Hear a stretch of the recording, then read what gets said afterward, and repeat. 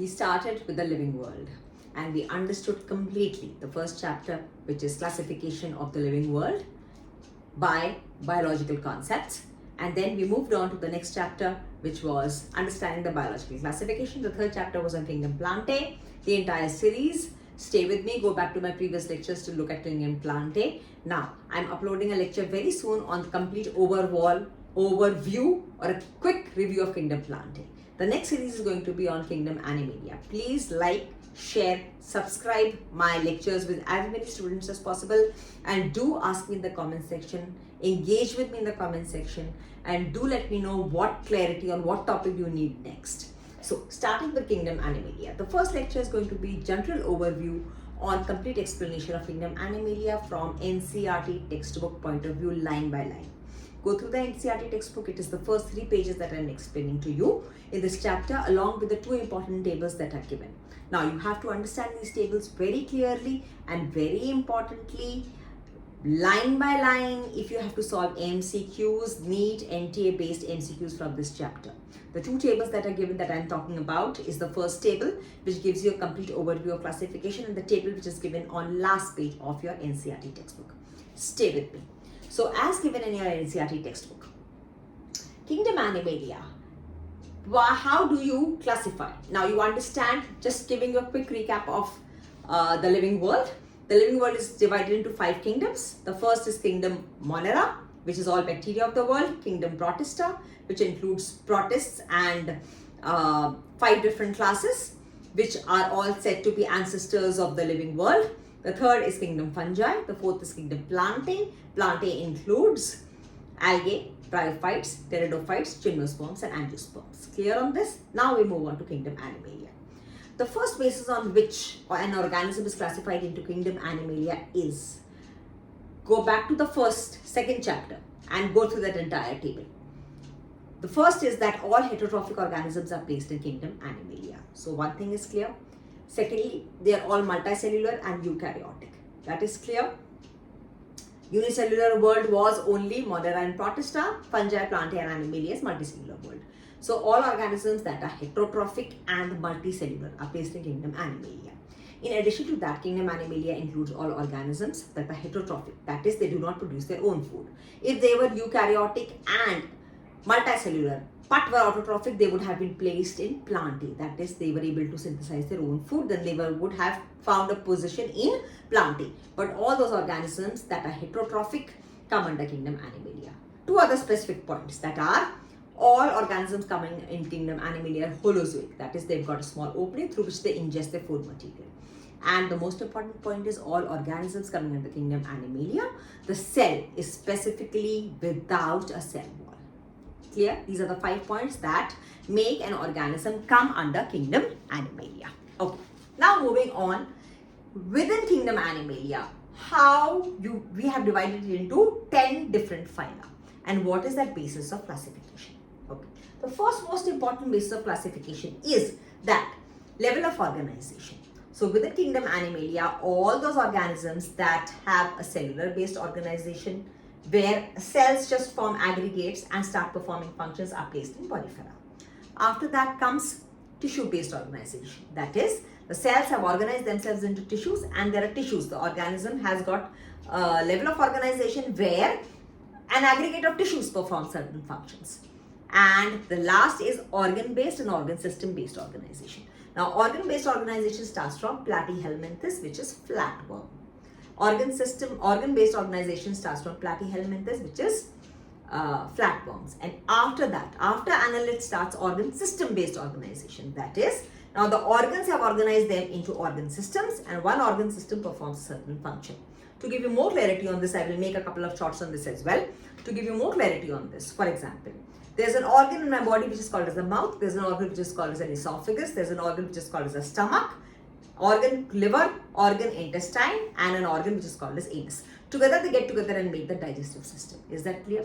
There's an organ in my body which is called as a nose, there's an organ which is called as a trachea, there's an organ which is called as bronchi, bronchioles, there's an organ which is called as a lung, correct, and an organ called as blood. Together they get together and make the respiratory system. I hope you're clear about the difference between organ and organ system. Okay. So organ-based organization starts from platyhelminthes onwards. What do I mean by start from? I mean, again, going back to my initial few lectures, go through them clearly. When you move from the lower to the higher, even in kingdom Animalia, everything starts getting more and more sophisticated. So platyhelminthes onwards is all that have organ-based organization. Annelid onwards, all the organisms have organ system-based organization. I hope I'm clear about this point. Okay. The second, so the level of organization can be of three types. It can be either cellular-based organization or tissue-based or organ system-based organization. The second point on the basis of which the classification of kingdom Animalia into 10 phyla was done was on the basis of symmetry. So all the organisms may have two types of symmetry. They may either be asymmetrical or within kingdom Animalia, the symmetry of organisms may be bilateral, which means a line going by two equal halves divides the organism into two similar planes, or they may have radial symmetry, which means a line passing through any point can divide the organism into two equal halves. So a circular organism, for example, those that are found in mollusks, echinoderms, starfish, etc., show this kind of symmetry, which is called as radial symmetry, whereas human beings show bilateral symmetry. If you cut us through a single plane into equal halves, you find equal halves. But if you cut us laterally, they are unequal halves. So we exhibit bilateral symmetry. I hope everyone is clear about this point, the difference between bilateral symmetry and radial symmetry. So the second point on the basis of which classification of kingdom Animalia was done is on the basis of symmetry. An organism may either be asymmetrical, it may have bilateral symmetry, or it may exhibit radial symmetry. Okay.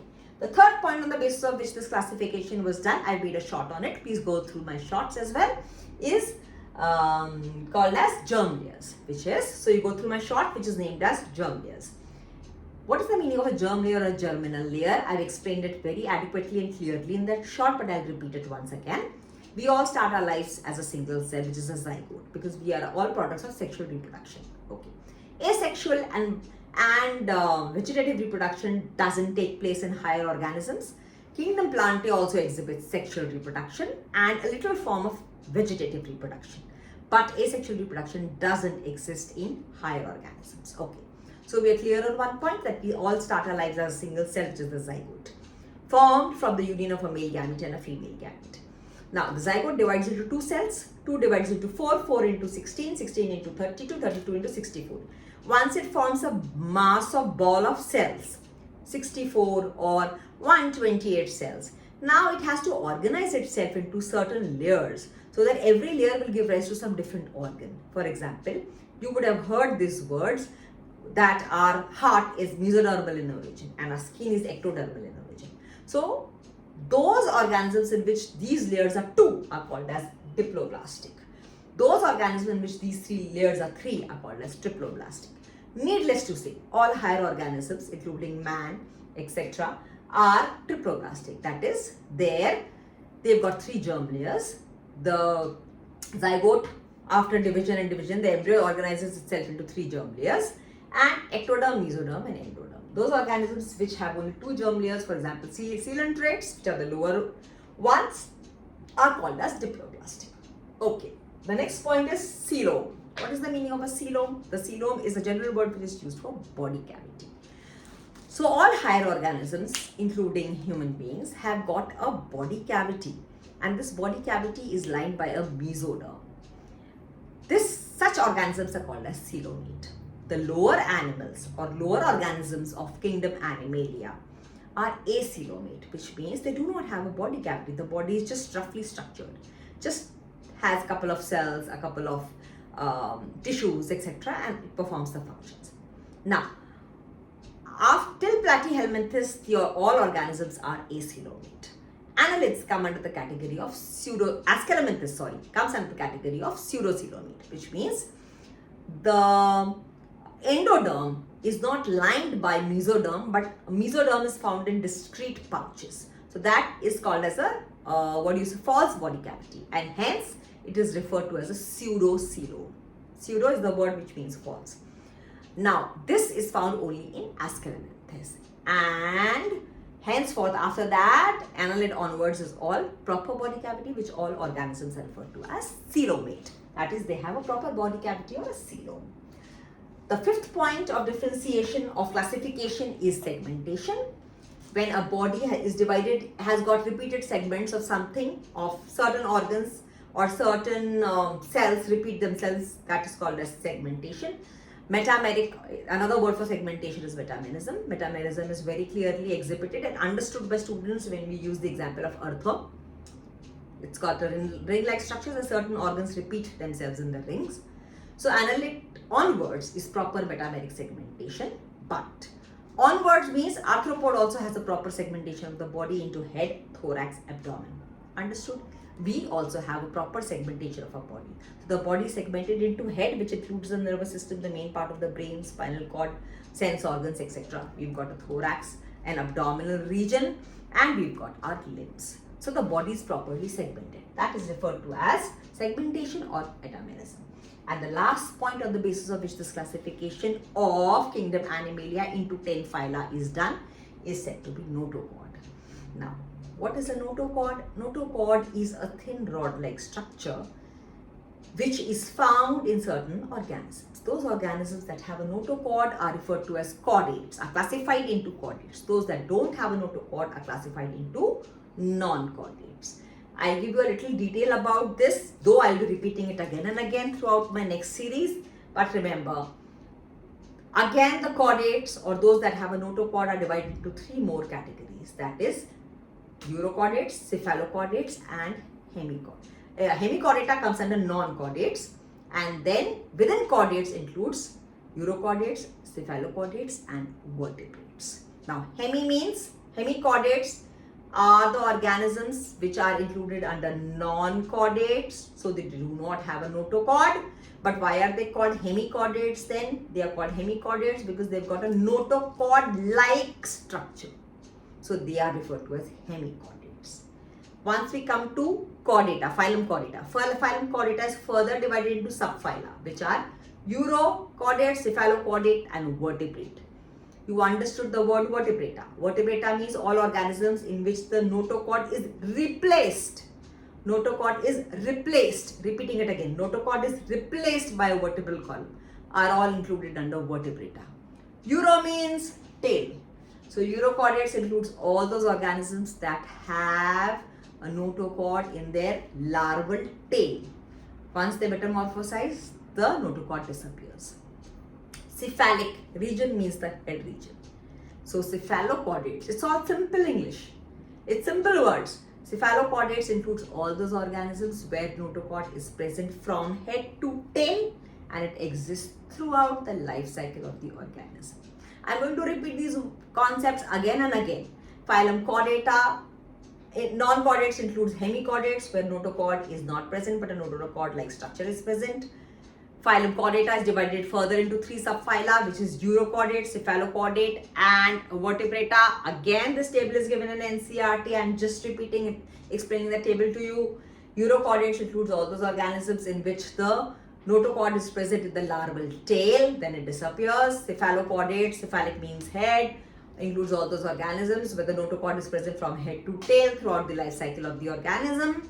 And phylum vertebrata, in which subphylum vertebrata in which the notochord is replaced by the vertebral column. I hope these concepts are very clear to you. Stay with me.